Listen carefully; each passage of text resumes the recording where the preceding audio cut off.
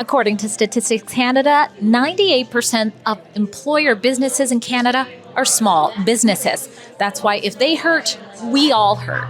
And in today's report, I interview one small business owner who's sounding the alarm about the financial corner the federal government is backing hundreds of thousands of them into by requiring them to start the repayment of the whopping $60,000 Canada Emergency Business Account loan they received when they haven't even recovered from the COVID lockdown financial troubles that made the majority of them need that loan in the first place. The majority of small businesses have not clawed themselves out of the debt that we've incurred because of forced closure, and any extra payment or bill that is put upon us could literally close down. I think the estimate is over 250,000 small businesses in Canada. Can you understand what you're doing here? You're trespassing on my private property? You don't agree? Okay, all right. Well, we are. You're going to ask to leave. Get out! Get out! Get out! Get out! Get out! Get out! Get out! Get out! Get out! Get out! Get out! Get out! Get out! Get out!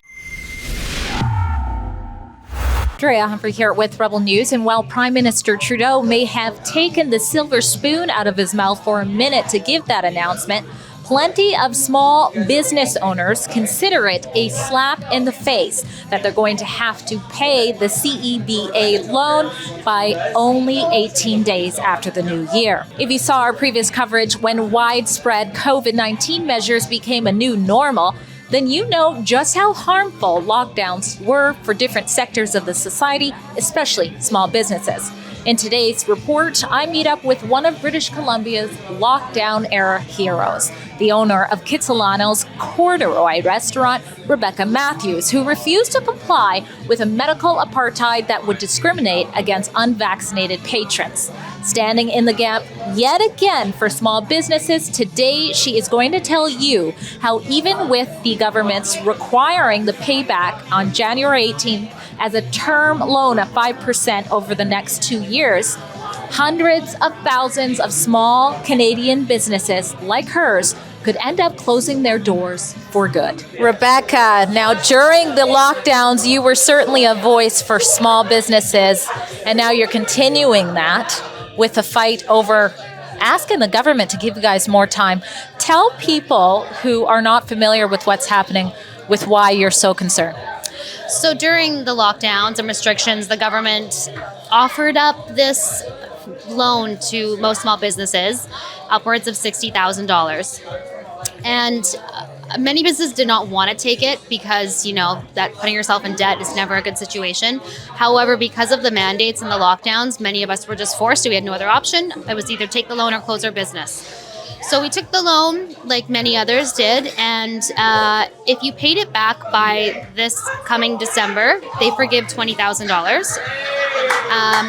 But if you can't pay it back, then you have to pay back the full $60,000 by 2025. However, starting January 18th, they start to term out the loan, and you have to pay it back monthly.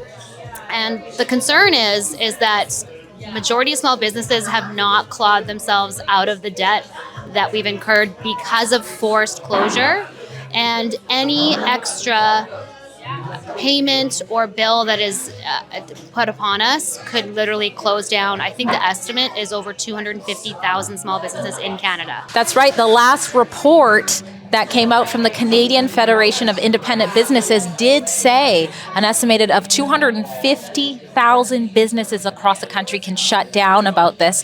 But what do you make of the government coming out and saying, it's okay, we've solved the problem. Guess what? You won't have to pay now for 18 more days. You won't have to start paying, around the new year, around Christmas time. What was going through your mind when that happened? Well, it's a slap in the face, and it's almost like they let us down the track of like, look, we're extending it, because they what they did do is they extended the repayment for another year. So many businesses actually assumed that it was extended for another year, and only just realized now that, oh man, this is actually coming due in less than 2 months.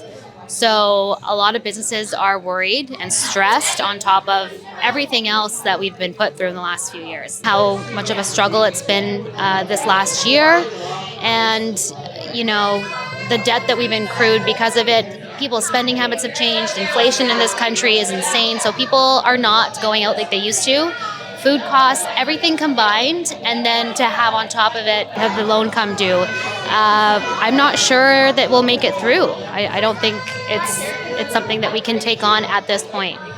Well, I do know that Rebecca and many of the people who support her are fighters. So we are bringing the people this report to let them know what they can do at this moment. You have two things you want to talk about. One is something you've started to raise awareness, and it's called the Sovereign Square. Tell us about that. Yeah, so I made that post on Instagram saying, we're really struggling. If you can come out and support us where you can, just sharing our Instagram is another great tool. I had countless messages of support, but also messages from other small business owners that were in the exact same boat and seriously struggling. And I had this quick thought of the government should come bail us out again. And then I realized that's the last thing we want. We want this. That's what they want. That's what they want.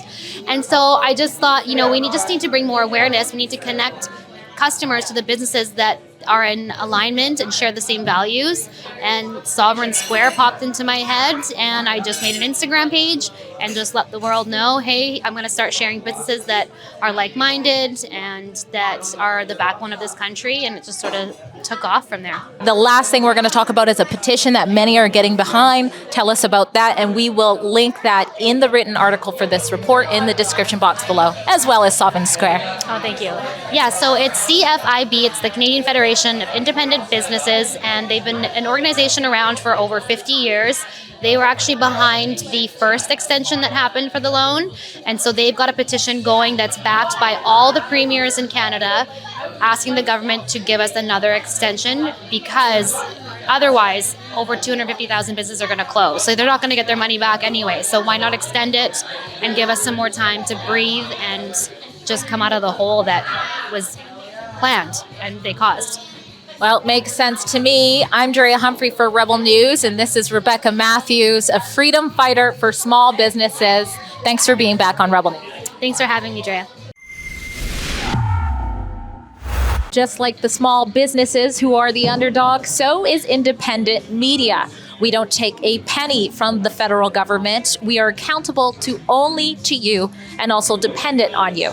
If you wish to contribute to the many costs involved to bring you reports like this, please go to rebelnews.com/donate and donate what you can. We appreciate your support.